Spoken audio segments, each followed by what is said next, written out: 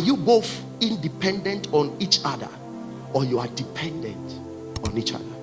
If you are independent on each other, then a time is coming that very soon you will both be strangers. There is a place where independence have an end. Motivational speakers will tell you, be independent, try and be independent. That's powerful, but not in marriage. Any couple that tries so much of independence will fail in the middle of a marriage. You have to learn to depend on each other. The only way to bind the ministry of the spirit of the stranger is to make sure that you train yourself to depend on each other. Train yourself to need your partner. Need your partner's input, need your partner's wisdom. Train yourself to need your partner's food, need your partner's prayer, need your partner's presence. You should train yourself to be dependent. I'm not talking about in all relationship there. Dependent, you are dead. But if you manage to marry, you need this key. Am I talking to a church here? So in relationship, be independent. But in marriage, train yourself to be dependent. This is what will glue the couple and the partners to the end. You travel and nobody misses you at home. When you leave the home after 24 hours, somebody must be able to miss you. Your partner must be able to miss you. When you say, "Me ba was antu ntwen kakra."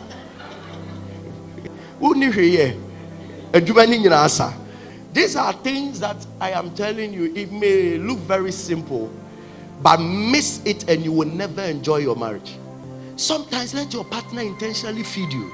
There are things that we do in relationship and then we neglect in marriage. Relationship, Marco Park, now at the ice cream, now they are sunny nose.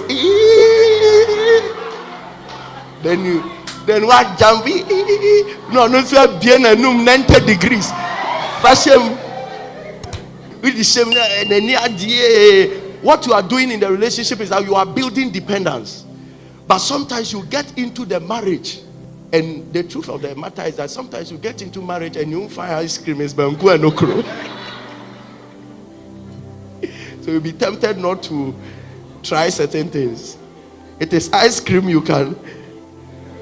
When I got married, I had been living all by myself for a long time. So I don't see why I must be accountable to her for where I am going. I'm a pastor, emergencies come. So long, and all you know is that I've gone out. As to whether in my outing I branched at La Paz and then went to Circle and all that, I felt that no, I'm a man. So anytime I come home, she will ask, "Where did you go to?"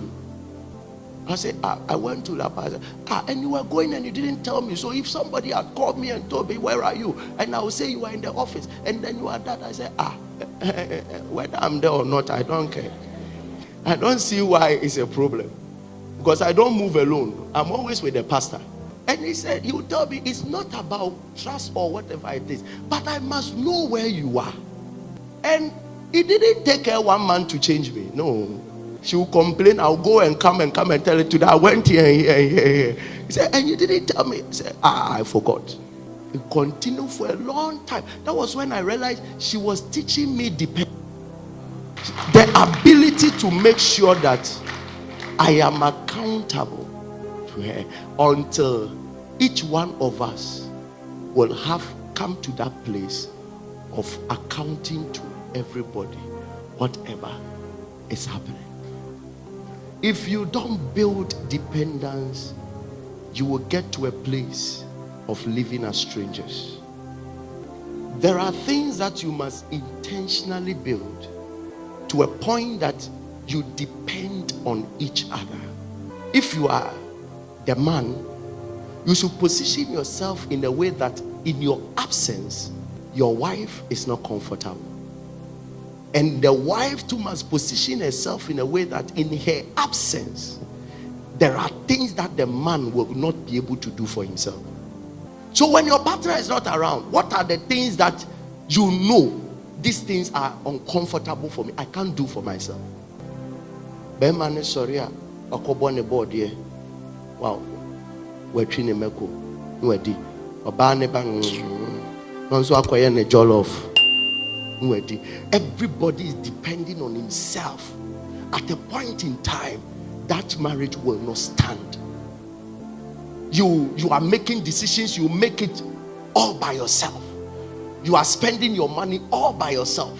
Everything about you is decided by you. It can sustain a marriage. Never withdraw. That is a means of withdrawal, and it's dangerous. When that spirit begins to function, people begin to withdraw. You will see them fumbling others, but when their partners come around, they withdraw. Just observe. Sometimes you come to public events like this, and there are partners who you will never find standing together. That says there is a physical withdrawal every single time. One is here, another is here. Physical withdrawal. It's a sign that you are both becoming strangers. And at a point in time, divorce will be simple. Breakup will be simple. Never take physical closeness for granted. It's key. When he or she doesn't own up to you as a beloved publicly, in other words, let us hide it. It's a sign of the stranger's spirit. They are not proud that people will associate you to them. These are things that you must observe during relationship. Even your name was spelling it differently. Doesn't want any family member to know who you are. Doesn't want friends to know. And then you move ahead to marry such a person. And after marriage too, he doesn't really want to show you in any way. Even coming to church, he will tell you take the lead. Or he will take the lead, then you come later. It's a sign. There should be something about him or her that he or she will allow that publicly it be flaunted around you. If not, then be watchful. And the final one, ask yourself this question: do you have strange dreams of having sex or marrying somebody? That spirit has shown up to capture you away from your partner. What are the solutions to dealing with all these? The first is prayer. Rise up on your feet. Some of you are already married, but yet you have a dream and you are marrying again. Some of you too are not married, yet you will have a dream, and then somebody has wedded you. You are in a camp, but you can't even see the face of the person. These are spiritual attacks that make sure that you remain in a certain level whereby nobody will seriously be attached to you. But tonight, in the name of Jesus, we come against the stranger spirit. You see, there are times that you would want to pick everybody's call apart from your partner. You don't feel like picking the person's call. You don't feel like replying text messages. You don't feel like communicating with your partner. These are the manifestation of the stranger spirit. You literally, you wish. Some of you, there are husbands that wish that their wives die. There are wives that are praying the day that their husbands will go and never come back. There are people who are depressed in psychiatric hospital, and it started very gradual. They don't really understand why at a point in time their partners were trying to pull away from them, and at a point in time they quickly pulled away. They withdrew, and nothing mattered to them about again. The family didn't matter to them. The marriage didn't matter to them. Their wives didn't matter to them. Their husband didn't matter to them. It is the stranger spirit. It comes after you. And the next thing is to let you lose somebody that love existed between you and the person. It's the stranger spirit. When it becomes demonic, that one is quite dangerous. The person can spend money on others, but not you. he feels that it's a burden to help you. We are going to lift up our voice in prayer. That spirit will not have power over you. I said it will not have power over you.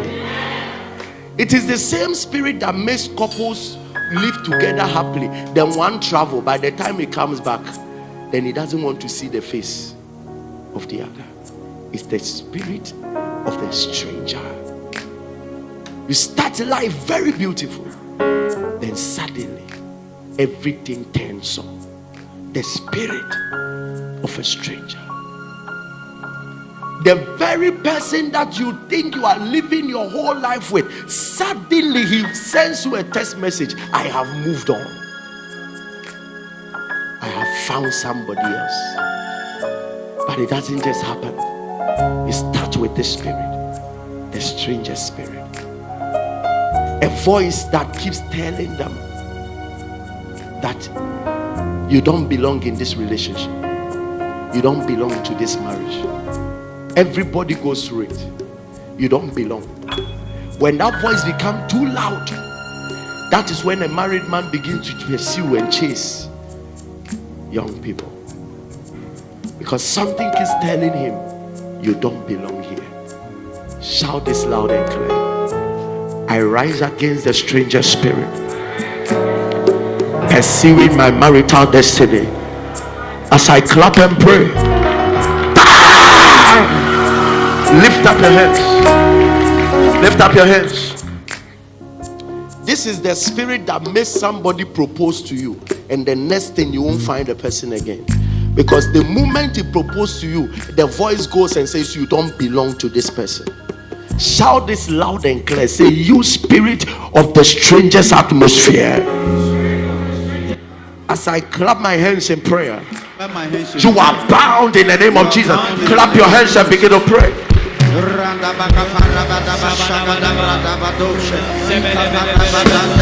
Somebody lift up your voice.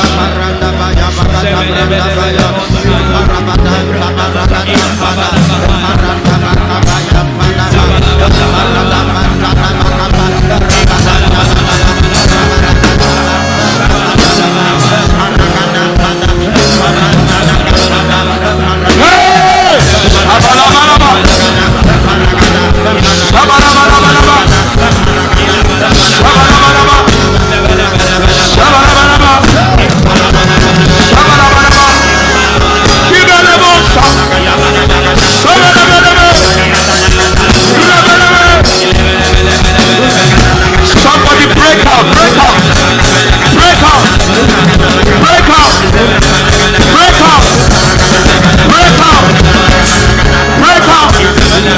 Shabalabalaba, lebalabalaba, lebalabalaba, lebalabalaba. That spirit will not set it. That spirit will not set it. That spirit will not set it. Shabalabalaba, shabalabalaba, Shiva, Shiva, shabalabalaba, shabalabalaba,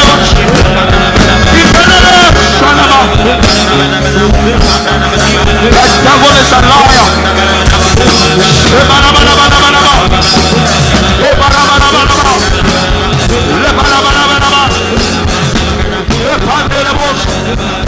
This is why you are here. Break out of it.